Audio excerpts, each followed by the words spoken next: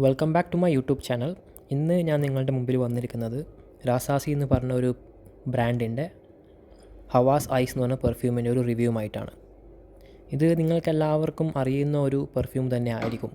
കാരണം നിങ്ങൾ രാസാസി ഷുഹറ ഉപയോഗിച്ച ഒരാളാണെങ്കിൽ അതിൽ ചെറിയൊരു മാറ്റം വരുത്തിയിട്ട് ഇറക്കിയ പോലെയാണ് എനിക്ക് ഫീൽ ചെയ്തത്.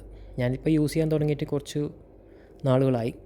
അപ്പം ഇതിൻ്റെ നോട്ട്സും കാര്യങ്ങളൊക്കെ പറയുകയാണെങ്കിൽ, ഫസ്റ്റ് നിങ്ങൾക്ക് ഈ പെർഫ്യൂം യൂസ് ചെയ്ത് കഴിഞ്ഞാൽ നിങ്ങൾക്ക് കിട്ടുന്ന ഒരു ഫീലിംഗ് എന്താണെന്ന് വെച്ചാൽ, ഒരു ആപ്പിളിൻ്റെ കൂടെ ഒരു ലെമണും ബർഗമോട്ടും അതൊക്കെ മിക്സ് ചെയ്തിട്ട് കിട്ടുന്നൊരു സ്മെല്ലാണ് നിങ്ങൾക്ക് ആദ്യമായിട്ട് ഇത് അടിച്ചു കഴിഞ്ഞാൽ കിട്ടുക.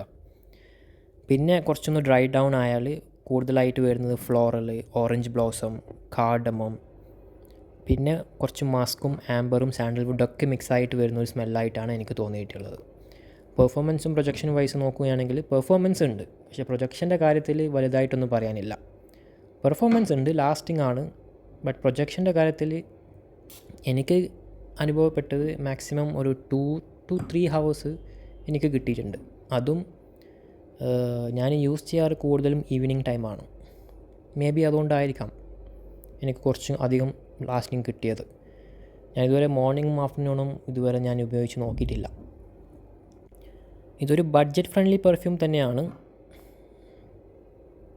കൂടുതലായിട്ടും സ്വീറ്റാണ്, ഫ്രൂട്ടിയാണ്, സിട്രസിയാണ്, ഫ്ലോറലാണ്. ലാസ്റ്റിംഗ്, നോർമൽ ലാസ്റ്റിംഗ് എന്ന് പറയുന്നത് ഒരു 5 to 6 hours എന്തായാലും നിങ്ങൾക്ക് കിട്ടുന്നതാണ്.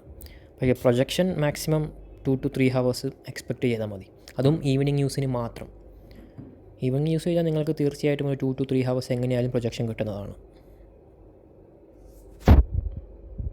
ഞാൻ ഇത് നിങ്ങൾക്ക് സജസ്റ്റ് ചെയ്യുന്നുണ്ടോ എന്ന് ചോദിച്ചാൽ ഇല്ല.